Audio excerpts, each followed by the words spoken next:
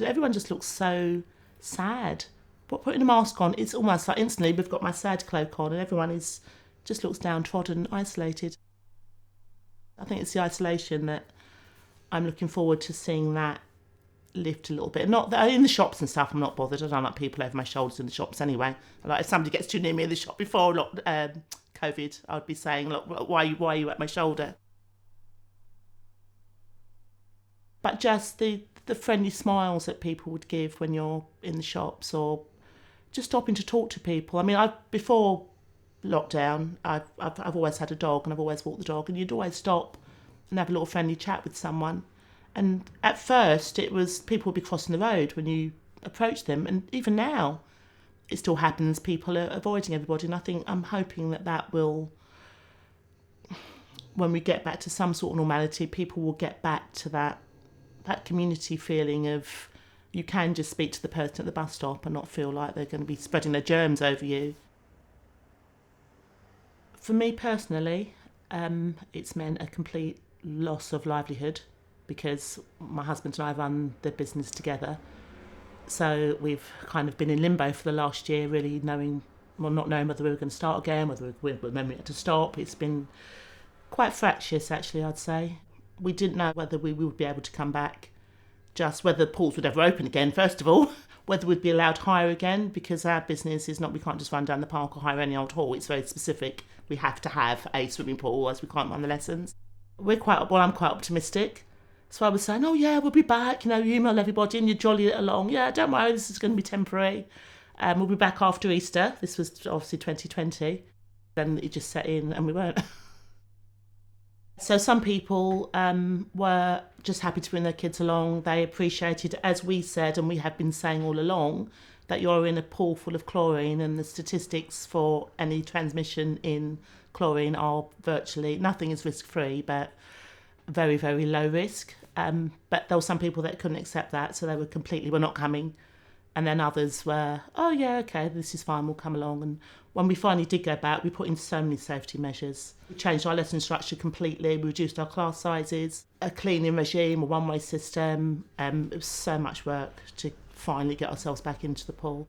When we got back, we had 2 weeks and we were told we couldn't open again in September. We had to wait until October. It just exhausting is all I can say, trying to put everything in place and making sure you've done the right thing as well. I mean, we are a small business, it's just the two of us, trying to wade through the constant legislation. I mean, at one point I was going to bed with this book on my lap, like trying to read, and then the next day I'd wake up and think, oh, that's changed again now.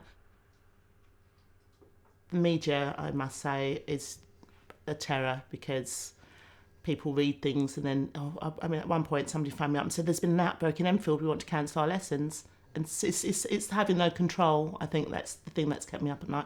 I'm a control freak. Anyone that knows me knows that I like to know exactly what I'm doing. I like to be in control of everything that's happening. And the one thing the pandemic has done is taken that control away.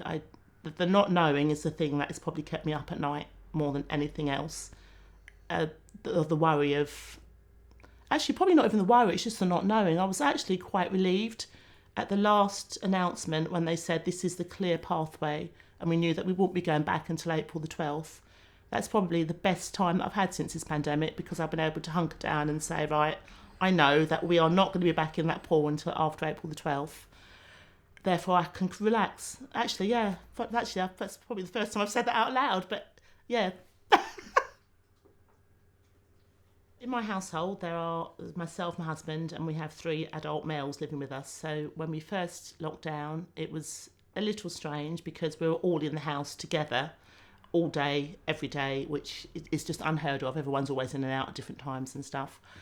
And we kind of came to a pact that we were going to play we were going to have a games night, we were going to do all these wonderful things, which we did at first. And then reality bites when you realise that you are still all in all day, every day together. And I think we just all took ourselves into our own separate places. So everyone just disappeared off to their own room. So being in a house full of people has still been lonely at times. I think over the last year there's been a lot of talk about mental health, and the word mental health has just been bandied around, but I don't think anyone's really stopped to consider intricate details of people's lives and mental health and how it's affected everybody individually, as opposed to just this mass of, well, people are lonely, people have missed touch. But when we come out, as we are coming out of this, I think there'll be a lot of people that will be damaged. And I say the word damaged, and it sounds really dramatic, but I'd say damaged because of this. A lot of relationships severed, a lot of barriers put up,